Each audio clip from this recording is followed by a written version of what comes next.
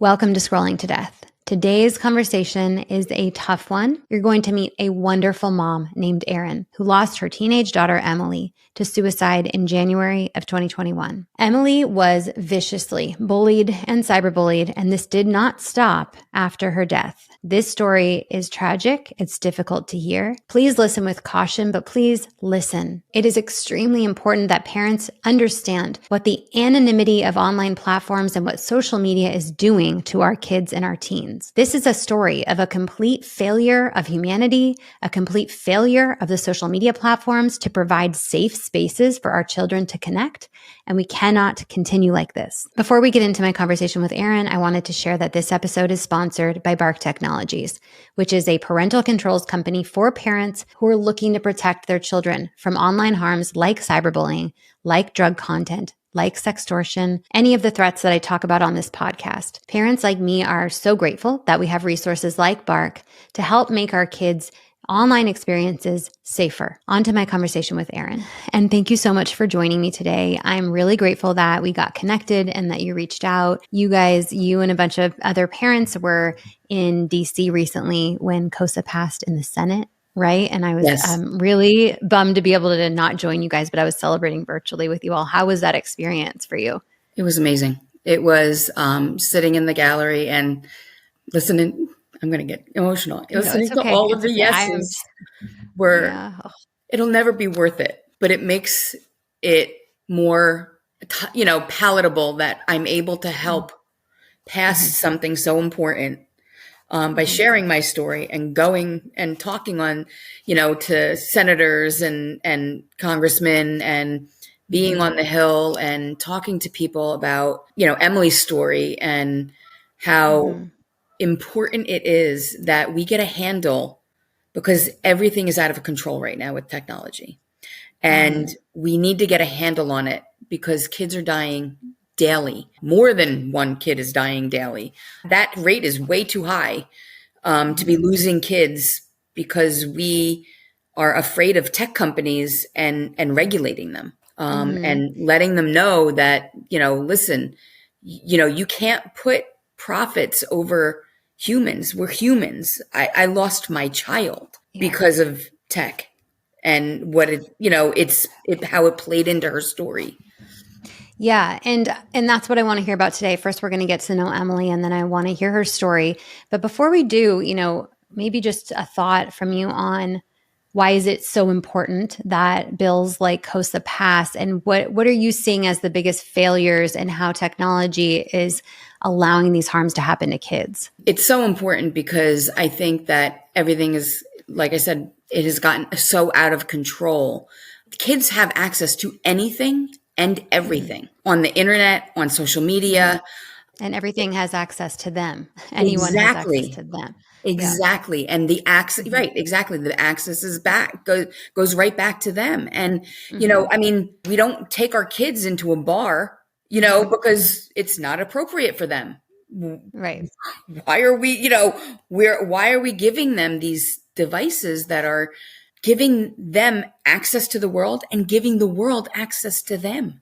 These are our most precious things on earth. Our jobs as parents are to raise productive, responsible humans who will be productive in society. And I don't see that happening anymore, to be quite honest with you. It's really, truly The Anxious Generation by Jonathan Haidt's new book, which is everyone should read. But I think a lot of parents are like, they're going to have to learn to use it at some point. They trust that the companies, if they say it's safe for 13-year-olds, that social media must be safe. And my whole goal is to make everyone aware that it is not safe. It is harmful. It is addictive. Exactly. They're not required to be safe. They're making money off of harming children, and children are dying from their experiences they're having or the connections that are being made through social media. And so let's get to, I really want to learn about Emily. And can you just talk about your daughter? What was she like? What were her hobbies? Just tell us about whatever you want to share about Emily.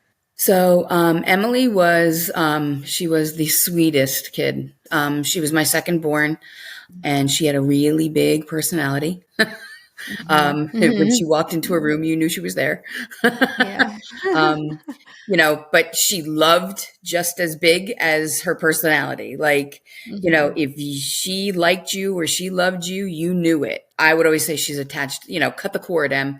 She was like attached at my hip.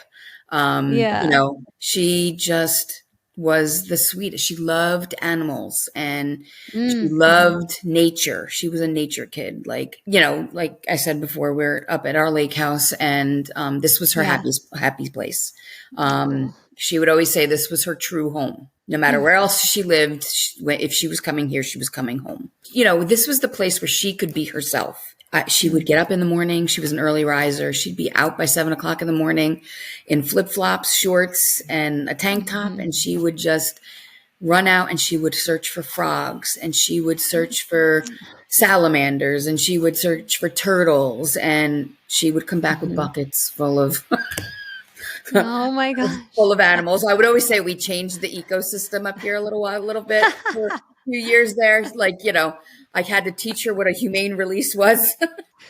So, but she loved animals. She loved, she was a difficult kid. She had a hard time connecting with peers. Okay. So kids her own age it was harder for her to make those connections. But if you stuck her in a room with any adult, she didn't care if they were 20 or if they were 90. She could connect with them and she could make them her best friend by the end of their conversation. How cute is that? She was a great kid. She was, but she was a different kid. She was, she struggled with school. She had severe dyslexia. So school was really hard for her and was very frustrating for her. So those frustrations came out in behaviors, when she was younger. So she was a tough kid. Like if you were to ask any of her teachers, while they loved her one-on-one in a classroom setting, she was hard because she got really frustrated quick. Yeah. Was the school pretty supportive in supporting that? I mean, I had to fight a lot. So advocacy this is not my first role with advocacy. Right. Oh God. She was, I had to fight with the school a lot to get her the services that she needed and, programs set in place. And, I did actually end up having her put in a school that could help her cope with her learning issues. And then we brought her back to like the mainstream, our regular public school. Just because she needed to learn coping skills that she just couldn't learn while being so frustrated. Sure, of course. Yeah, she was a great kid. And, the world is missing out on an amazing, amazing person. What was Emily's tech use like? Did she have a phone? Did she like to use social media? What was her interest in technology? Emily was actually probably one of the different stories. Emily didn't really. She had a phone. She got it when she was in, I want to say 7th or 8th grade. So she was kind of like lagging behind a little bit in, from her peers as far as like being connected. On social media and technology use. So, but was that hard for her? Did she like wish she was in those conversations? No, actually, she was, like I said, she was like a nature kid. She'd rather go for a walk than play on a phone or, even play on the Xbox on the TV. She was always wanting to be out. Yeah. She liked that. Being able to just control her own environment and, take a walk and, listen to her music. She always had Beats headphones on. So yeah, she wasn't a huge technology kid. Honestly, it really wasn't until, the pandemic hit that she even got Instagram or Snapchat. Actually, I think she had Snapchat probably about a year before that because her sister moved to South Carolina. And so they would snap it. But that was like her only friend on Snapchat. She didn't use that as a form of communication. It was like she'd use the funny filters and she'd send a picture to her sister and her sister send one back. And so that was really like her only, like she really didn't connect that way. And then when the pandemic hit, she struggled a lot because it was really hard for her to learn online. because when you already have a learning disability and you had, supports in place, everything was taken away from her. Everything. There was no support. Really? No. Mm-hmm. Oh, it was literally like, here's your assignments, log on, and you have to have them done by midnight tonight. Oh, God.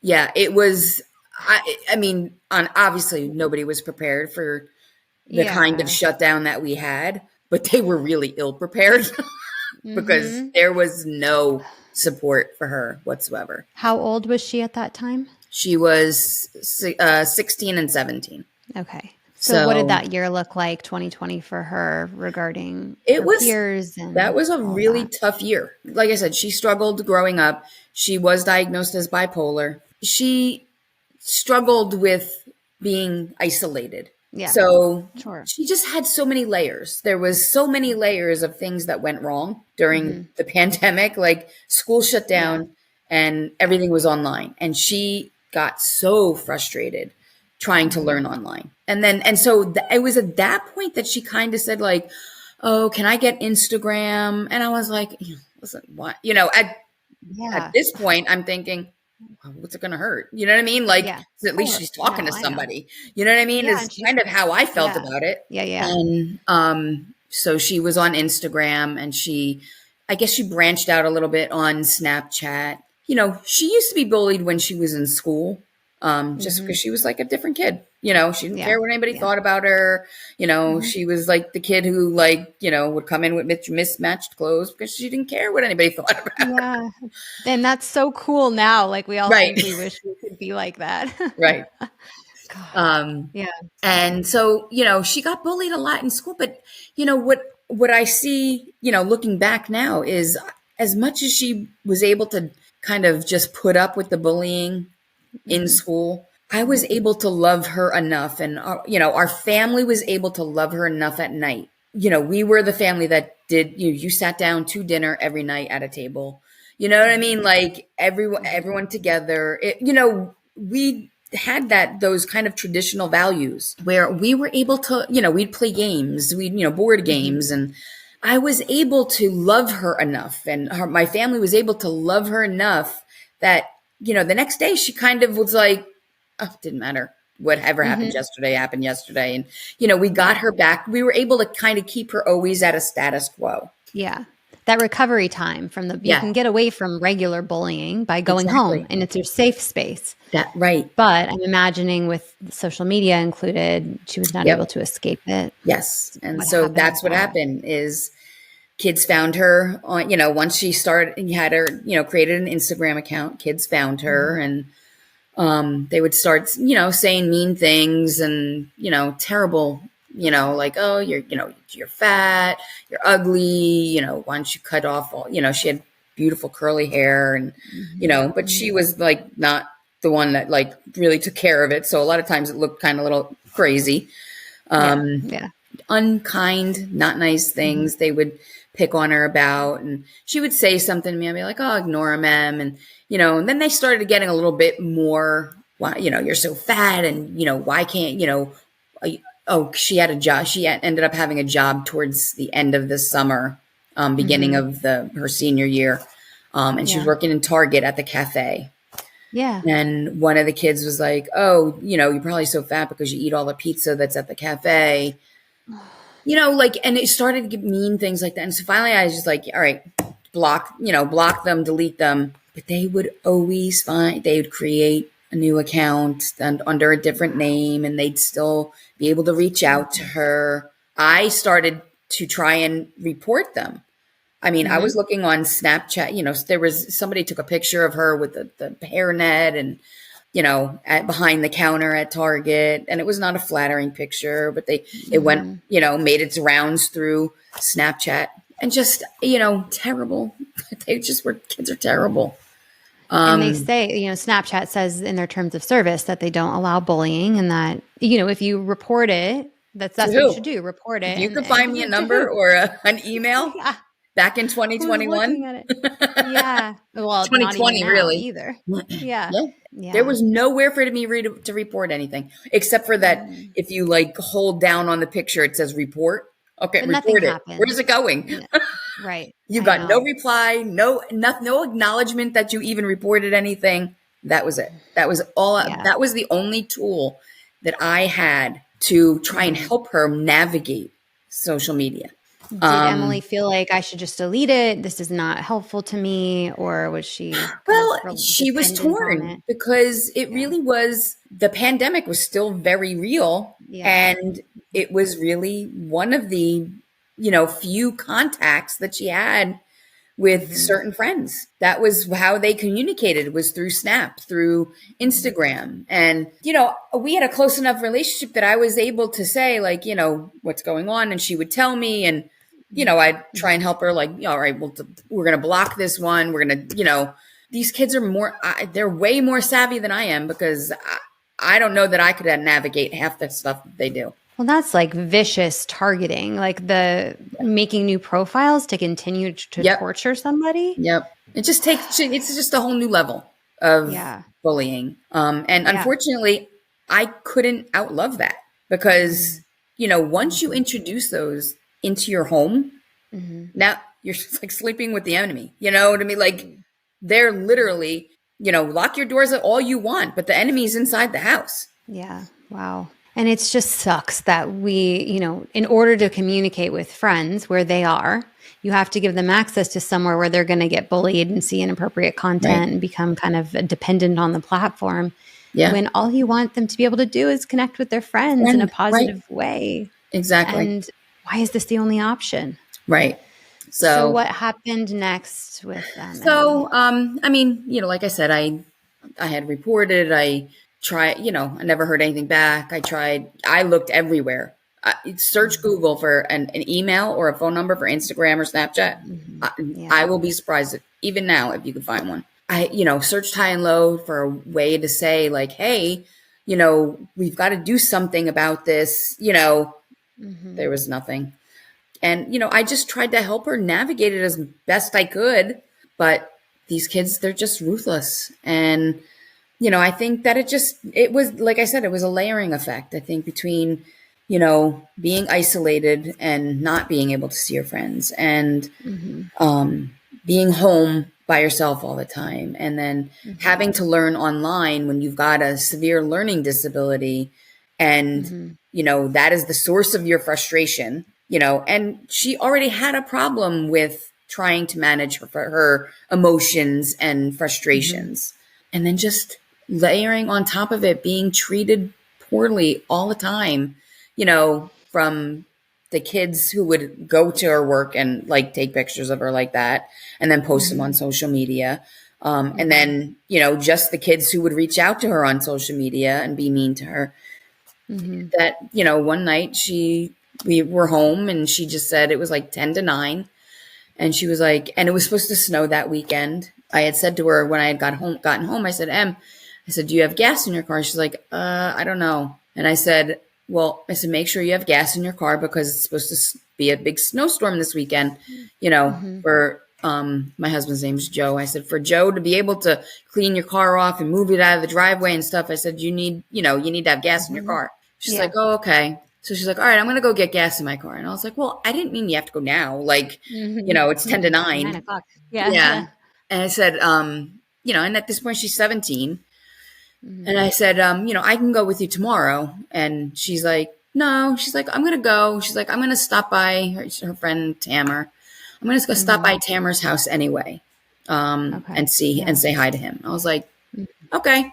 And I kind of like hesitated. I was a little bit annoyed that she was going out at 9 o'clock, but I always struggled with the fact that, at 17 years old, would I have let my very responsible older daughter, would I have let her out? Yeah, I would have let her go. So, I never wanted to treat Emily differently. So I, was like, all right, go, you got to be home. That car needs to be in our driveway at 11 o'clock. Yeah. She's like, I know, and off she went, And, my husband and I settled down. I was in my pajamas and I settled down to watch a movie. And then that was about 10 to 9. And at 9:19, I got a text from her that all it said was, I love you. And I immediately texted back, I love you too. And I said, that's weird. Why would a 17-year-old who left the house 25 minutes ago text me that she loves me? And I was like, oh, and I was like, what is this kid up to? You know what I mean? Because you get frustrated and exasperated with teenagers. And I had a GPS on her car that she didn't know about, actually. So I pulled up the app and I look at where the car is, and we have a canal about maybe 2 miles from our house. To me, it looks like the car is in the water. And so, but you never, and I'm refreshing, that can't be. Yeah. And I'm like, that's gotta be a glitch. And so I said to my husband, I said, can you pull up your bouncy app and see where Emily's car is? And he's like, yeah. And he pulls it up and he's like, I said, does yours look like it's in the water? And he goes, yeah. And we literally just dropped everything and left. I started calling her, but she wasn't answering. So it was probably the longest 2-mile ride I've ever had to take in my life. My husband, and of course my husband, he's a firefighter, so he's a first responder. So, he's driving there, and me, I would have been doing 95 there the entire way.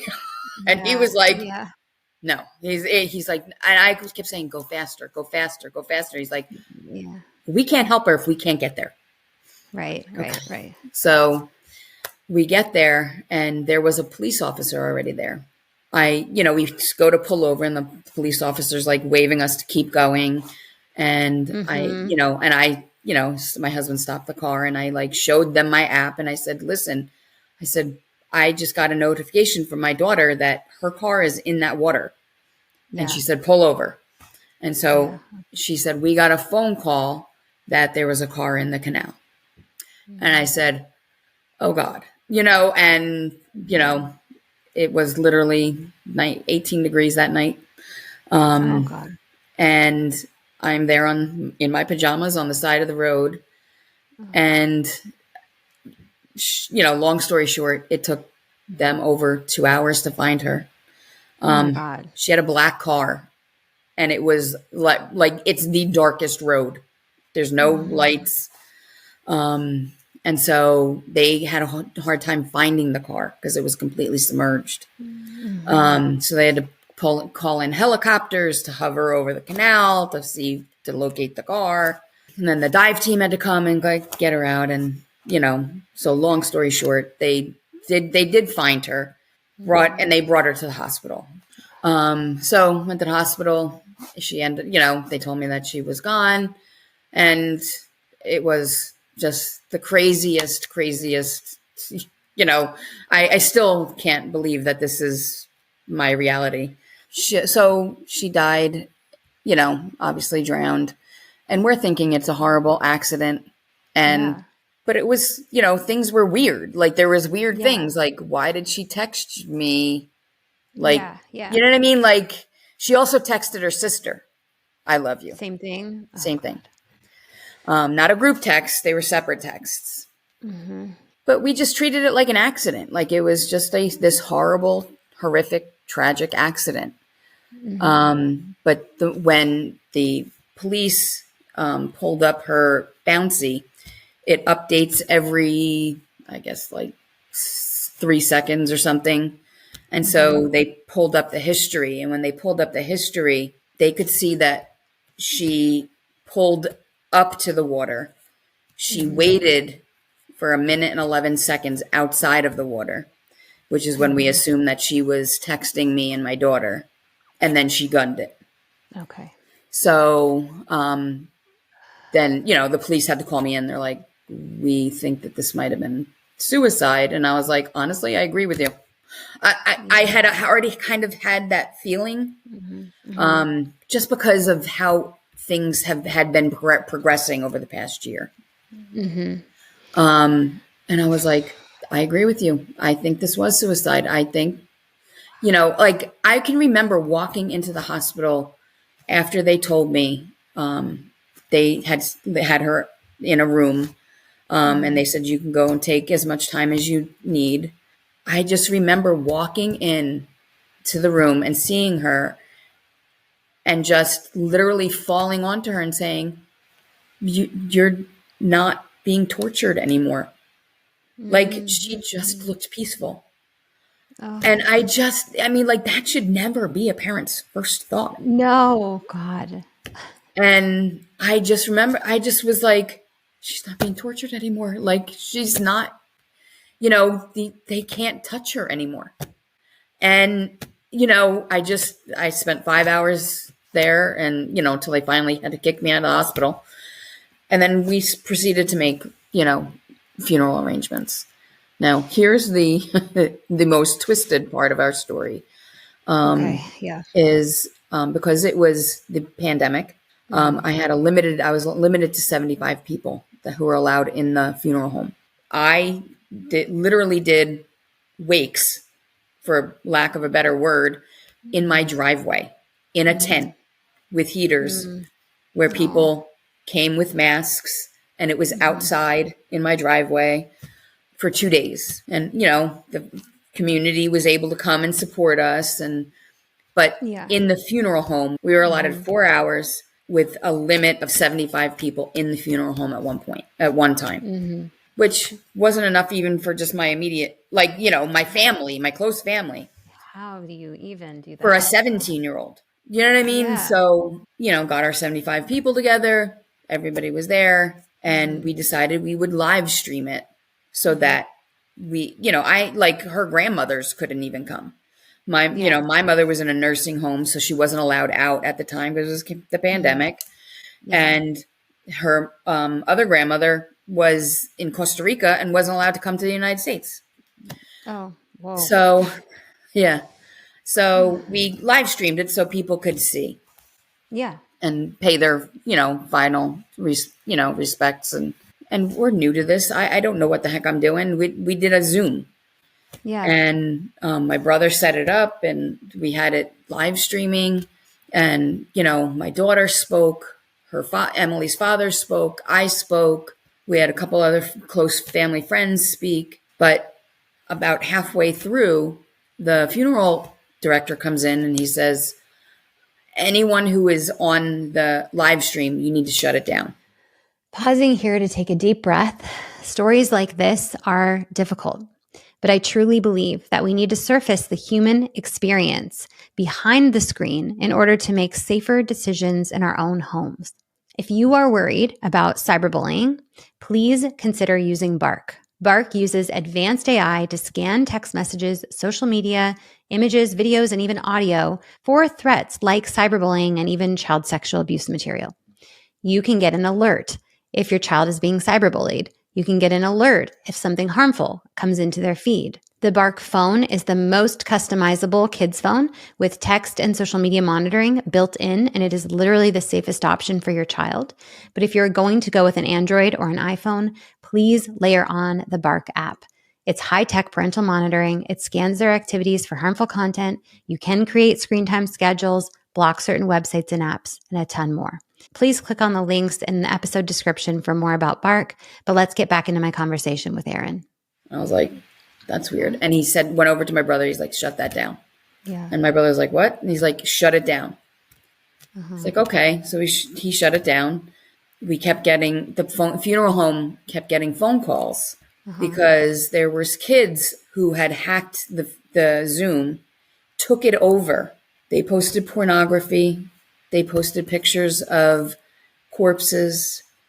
They chanted, Emmy's dead, Emmy's dead. The bitch deserved to die. They threatened to blow up the funeral home and blow her casket and her body to ashes. Oh my God. And my entire family and community is watching this because while we stopped it, they somehow took over as the owner of the thing. So it continued. Oh my God. And so we had, either in the end, we had to stop the funeral, stop whatever. It just ruined it. It just ruined it. Kids are ruthless. They have, really, what were they accomplishing? She's dead. She's already dead. You guys already killed her. There's no awareness of what dead means to them. Do they not understand a family, hundreds of people are suffering? and you're going to try to make it worse? Like, what are they thinking? I have Who no are idea. these kids? Please tell me you were able to identify them. No, because these kids are smarter than us. So they buy VPNs or VPNs, I think it is. So what I gathered from the police was that they would buy VPNs through like Guam. So it was untraceable back to them. So when they signed in, the VPN that showed up is an address in Guam. And so there was only one child they were able to identify and get it back to someplace here. And because he was a minor, I can't discuss it. Okay. But they did catch, and I will tell you that he got nothing. Nothing. We went to court. Not? I read my victim impact statement while his mother scrolled on her phone, didn't even look at me. His father stared straight ahead. He stared straight ahead, never even looked at me. The judge said to me, "What do you want to happen?" I said, "This child needs help. The things that he said and did are so disturbing that he obviously needs some mental health help." Yeah. And I've always been a big proponent of mental health because Emily was bipolar and everything else. So that was more important to me than punishing him. Get him help. So they said, okay, we will get him counseling. They said, do you want to be involved? Yes, I would like to be involved. So then I follow up and they said, oh yeah, we took care of that. I was like, okay, but nobody let me know what was happening. Yeah, and they're like, oh, well, we took care of it. I said, well, what's the counselor's name? And I ended up calling the counselor. And I said to her, what happened with this case? And she said, if we asked him if he learned his lesson. And he said that he did. And so, he is rehabbed and that was his punishment. Okay. And I said to the counselor, I said, do you know what he did? She goes, yeah, something with a Zoom. I said, yeah. I said, my 17-year-old daughter died by suicide. I was like, and he hacked my Zoom and threatened to blow up the funeral home and blow up her body and casket to ashes. And she goes, oh my God. I said, yeah. Yeah. She goes, I didn't know that. I was like, are you kidding me? I was like, so what did you counsel him on? She goes, well, I asked him if he learned. No, she did not know what he did. This is how defunct our system is. Oh my God. And because he's a minor, it's a closed case. There's nothing. It'll never show up anywhere. And he's done. That was it. He got a phone call. So he was not the only child that did it, but I could not find the other. There was at least 4 other children that were doing it. We assume they're all about 16, 17, same age group. Yeah. Mm-hmm. So these kids, they have no idea of the impact. And, I call them the, keyboard cowboys who they are behind the screen and they feel free to say whatever they want because they will never see the impact it has on the other side. This is what anonymity on social media and gaming platforms does to our children, to their brains. Are you telling me that those boys, I'm assuming boys, are you telling me that they were healthy, their mental health was in place and they acted like this? No, the kids' brains are changed. Brain chemistry is changed when they're accessing violent games and bullying. They've probably been bullied because a lot of kids who bully have been bullied from when they were young. They don't understand what they're doing when they're torturing children. Right. And to take it so much further, like that is... They have completely dehumanized their interactions. Yeah. They don't know that there is an actual human on the other side who is actually receiving what they're putting out there. And there's no ramifications. They can get away with it. Away with unthinkable. Like, this is the worst thing I've ever heard. And that they are all... And one kid got caught and tried in court and got away with acting like that with literally no repercussions. No repercussions. That's not okay. No, it's not. And there's nothing I can do about it. Not a thing I can do about it. I mean, Erin. I mean, well, I am. I'm right. I'm trying to get COSA passed because this isn't okay. And this is not a one-off situation. Obviously, this hacking thing is one-off, and hopefully will never happen to anyone ever again, or hasn't before. But what have you learned about how much this behavior is affecting kids all over the country or all over the world? Like, this is not a one-off situation. Oh, no. Millions Every child is feeling the impacts of social media and being behind a screen. Number one, none of this new generation, they don't know how to communicate. Mm-hmm. Right. Have you ever tried to have a conversation with a 13 or 14-year-old right now? Mm-hmm. They do not know how to look you in the eye. They don't know how to respond to you. They look everywhere but at you because they are so uncomfortable with human interaction. And that's what social media and technology has done to them. Their brains, they don't want to make phone calls. Mm-hmm. These kids, they will say, like, call and order a pizza. No, I'll just order it online. No, call and order a pizza. Mm-hmm. You will have a fight from 99% of kids nowadays to actually call and order something to be delivered to their house. Yeah. You know what I mean? Like they, and heaven forbid you should ask them to run in and get and pick something up because they'd have to actually ask the guy behind the pizza counter for the pizza that they ordered. I mean, these interactions face to face are so important for these kids. They have to learn it now because they're never going to be able to develop that later on. I'm fully developed. Terrified for this generation. I'm terrified for the world 10 to 15 years from now. Yeah. Because none of these kids, these are going to be the kids who are running companies and running businesses and operating government, and they don't know how to communicate. Mm-hmm. So what is that going to look like? Yeah. And we'll talk about solutions, but I want to know, like, what adjustments, because you have two younger boys. And so what adjustments are you making now after what you've learned about devices and social media access? Well, I mean, we don't allow anything in their rooms at night. Yeah. Right. Good. Yep. Because it just keeps them up. And there's so many layers to this that, their mental health is affected because they're not getting enough sleep, but they're not sleeping because they're addicted to these devices, and, their brain's not developing correctly. Why? Because they're not getting enough sleep. That's when their brain develops the most, is when they're sleeping. Right. It's all a big vicious circle. Yeah. And the bedroom thing is such a good reminder. Like, we cannot get them an alarm clock for their room, a stack of books. They don't, like a Kindle reader if they need that, something where they cannot access social media or addictive games or apps. I'm hoping that in 5 years, 10 years, it will be like illegal for a kid under a certain age to have a device in their bedroom. That is how harmful it is, right? Yes, right. Like, call Child Protective Services. This parent has a kid with a phone in their room. It's not just the kids who are, I mean, the technology, yes, is addictive and the kids are getting addicted to it. Yeah. But the parents are also using it as a babysitter. Yeah. And that's not okay. Like, no.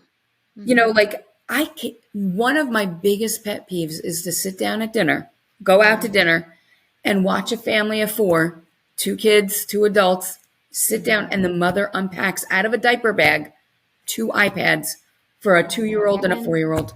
Listen, just because they want them to be quiet. There's so many activities and games you can do and things. Tic-tac-toe has not died. Tic-tac-toe is alive and well. Yes, it is. I Spy is alive and well. Exactly. God, I don't know how to tackle that one because I have this fantasy, and I've said this on another interview, but I have this fantasy of, if I see a family in a restaurant and they don't give their kids devices the whole time, and the kids are maybe fussy, but they don't do it. And then I'm going to go up to the table. I'm going to be like, that was so cool that you didn't give your kids a device. Like, I think that's so important. But I've never experienced it. I would buy them dinner. I would buy them dinner, but I'm like you. I have never seen it. That's the first thing that gets unpacked. It's not even like you're using it as a pacifier anymore. Yeah. Yeah. It is become the norm that they sit down, get them in their seat, hand them a device. Like the kid hasn't even had a chance to be rowdy yet. Right. I know. Let them be a little creative for a second. But exactly. It's the way that we ingrain devices in them, in their system as babies and toddlers. It indicates how they will act with devices as teenagers and adults. So we're basically feeding them into addiction or guiding them into addiction by giving it to them and there's so many reasons. Look, like brain development, babies need face-to-face interaction. Babies are experiencing like still face syndrome because they watch their parents like this, like look kind of a depressive state at their phone all the time. And the kids are mimicking that. And it's like, there's all these things that are very scary about that. And so, it's terrifying. Moving on, before we move on, like devices for young kids and babies and toddlers is no. But that terrifies me. I just had my first grandson, and congratulations! Thank you. He's 4 months old, and I'm like, I keep saying to her, I was like, no iPad, kids, no iPad. Like, the kid will, as long as I am around, the kid will never have an iPad. It's not helpful. There's nothing educational about it. Nothing.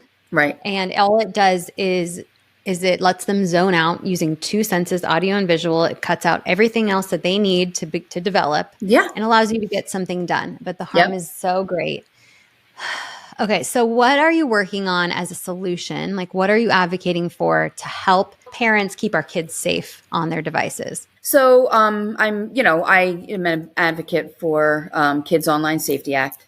I work with Fair Play, and I'm a member of Parents SOS, which is Parents for Safe Online Spaces.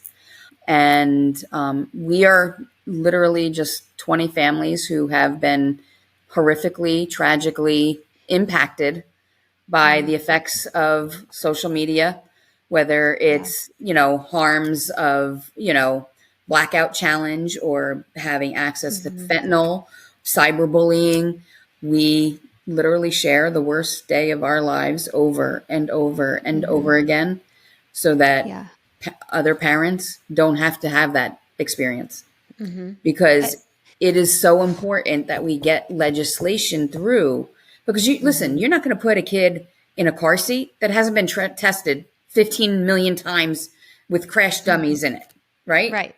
So why do we give these kids these unregulated devices where they have access to anything and everything that's out there? I think that parents who listen probably are pretty up to speed on COSA, because I've been trying to roll out, and I have more coming this month and next month, roll out more episodes about what is the Kids Online Safety Act, why is it so necessary that there hasn't been any legislation passed since the 90s to protect kids online, and that there was a line in there, there's a section in there called Section 230 that actually provided a shield, a shield to the social media companies so that they are not liable, even when they serve content to our kids, even when things are reported to them and they don't take it down. Therefore, allowing the bullying to happen and instigating harmful situations.